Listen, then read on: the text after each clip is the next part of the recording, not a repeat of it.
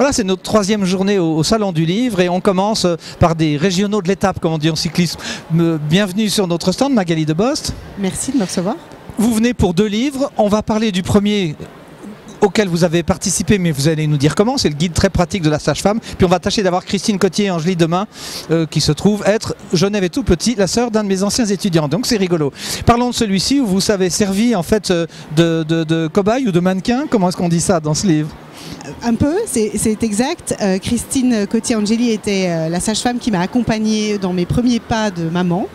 Et j'ai beaucoup aimé son regard à la fois technique et bienveillant. Oui. Et on a eu envie d'écrire ça, d'écrire un livre qui soit pratique. Donc il est équipé de spirales et d'un marque-page parce que les mamans ont besoin d'avoir les bras libres et de pouvoir se libérer assez rapidement. C'est un livre alphabétique qui traite les thèmes des premières semaines de la grossesse de façon concise et pratique. Voilà, et on avait vraiment envie de cet outil. Parce que c'était sans doute ce qui à moi m'avait manqué peut-être, et puis ce qui permet à Christine finalement de poser les bases de son travail et ensuite de pouvoir dérouler autour de la relation mère-enfant. Oui, alors c'est très bien fait parce que c'est fait par ordre alphabétique. À mon avis, Laurence Pernaut n'a qu'à bien se tenir. Vous savez, c'était le guide, pas de nos mères, mais de nos femmes à l'époque quand elles avaient des bébés dans les années 70. Vous avez écrit, vous avez travaillé comment toutes les deux, indépendamment du fait que vous étiez le cobaye ? Alors nous avons écrit vraiment de façon très intuitive, puisque l'idée c'était ça, c'était d'avoir un livre intuitif. Expérimental et... Donc Christine a suivi le fil rouge de son travail de sage-femme, et moi j'ai revécu un peu les questions que je m'étais posées à l'époque.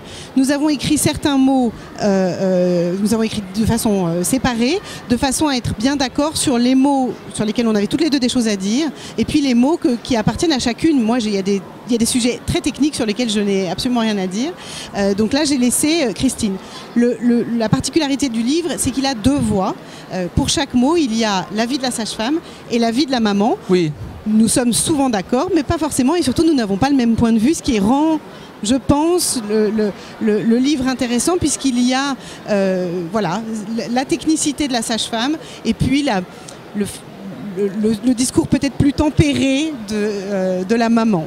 Alors, on regarde évidemment si on est un homme. Est-ce que le papa peut lire le livre et s'en servir ? Alors, le papa peut tout à fait lire le livre. Parce que j'ai regardé sous papa, mais il y a perfection, pleure, porte bébé, pousse et poussette. Il n'y a pas PAPA. Mais il vous a échappé la page 183, qui est une page extrêmement importante et qui est une lettre adressée au papa par les sages mamans, assez concise, qui lui dit voilà, si vous n'avez pas envie de lire, on comprend, lisez à minima ceci.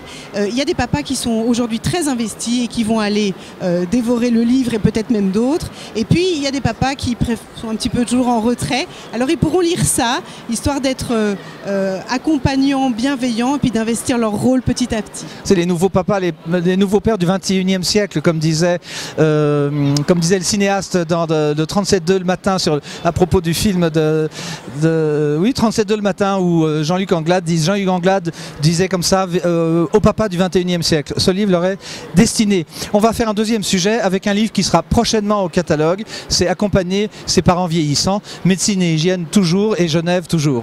Et moi toujours. Et vous toujours, bah oui, si vous êtes là, on va pas. Qui on pourrait avoir d'autres ? Non.